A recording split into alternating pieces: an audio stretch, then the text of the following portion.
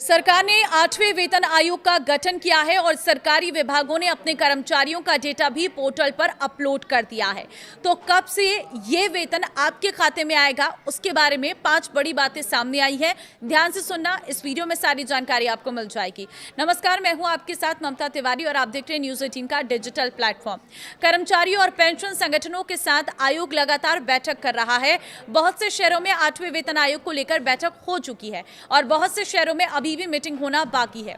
इस मीटिंग के दौरान कर्मचारियों ने आयोग से अपनी मांग सामने रखी है, जिसमें सैलरी, पेंशन के अलावा छुट्टी, भत्ता, हाउस रेंट अलाउंस और फिटमेंट फैक्टर जैसी चीजें हैं। इन्हीं मांगों के आधार पर आयोग अपनी रिपोर्ट सरकार को सौंपेगी। रिपोर्ट सौंपने के बाद कैबिनेट इस पर अपनी मंजूरी देगा, तब जाकर इसे लागू करने के लिए नियम बनाए जाएंगे और फिर इसे लागू कर दिया जाएगा। अधिकतर एक्सपर्ट्स का मानना है कि 8वां वेतन आयोग को लागू होने में 1 साल से अधिक का वक्त लग सकता है, क्योंकि इसमें अभी बहुत से काम बाकी हैं। भले ही आयोग से तेजी से काम कर रहा है, लेकिन इसके फाइनल रिपोर्ट बनने और समीक्षा करने के दौरान अधिक समय लग सकता है। एरियर देगी सरकार। भले ही 8वें वेतन आयोग 2027 के अंत में लागू हो, लेकिन ये प्रभावी जनवरी 2026 से ही माना जाएगा। इसका मतलब यह है कि करीब 2 साल का एरियर सरकार एक साथ सरकारी कर्मचारी और पेंशनर्स के अकाउंट में डिपॉजिट कर सकती है। यानी कि जब आपको ये पैसा आने लग जाएगा, उस वक्त एरियर का पैसा भी आएगा। कुल मिलाकर 2 साल में आपकी जितनी सैलरी बढ़नी चाहिए थी, वो पूरी बढ़ी हुई सैलरी हर महीने के हिसाब से आपके अकाउंट में आ जाएगी। 8वें वेतन आयोग के 5 बड़ी मांगे ये हैं। पहली चीज, मिनिमम बेसिक सैलरी।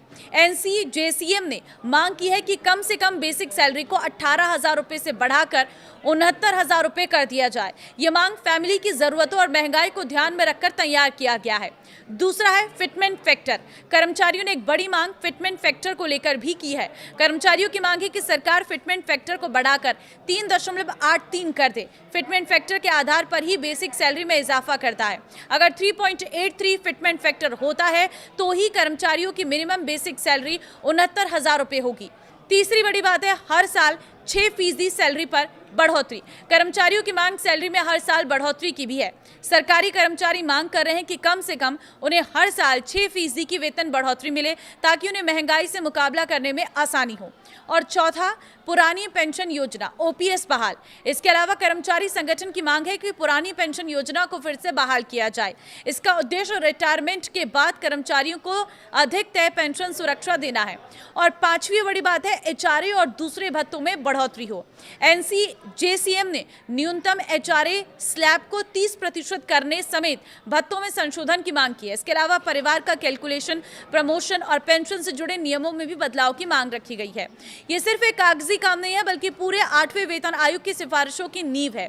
ये डेटा जमा करने की डेडलाइन पहले 30 जून थी, लेकिन कई विभागों के रिक्वेस्ट पर इसे बढ़ाकर 31 जुलाई कर दिया गया। अब ये विंडो पूरी तरह से बंद हो गई है। इसका मतलब है कि कोई अन्य विभाग अब नए डाटा को पोर्टल पर अपलोड नहीं कर पाएगा।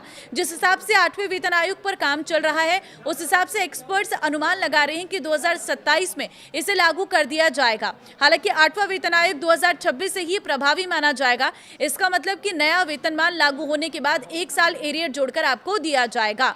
तो फिलहाल आपको क्या लगता है, किस तरह से इसे डिसाइड करना चाहिए और कितनी वेतन बढ़नी चाहिए, आप मुझे कमेंट में जरूर बताएं। नमस्कार।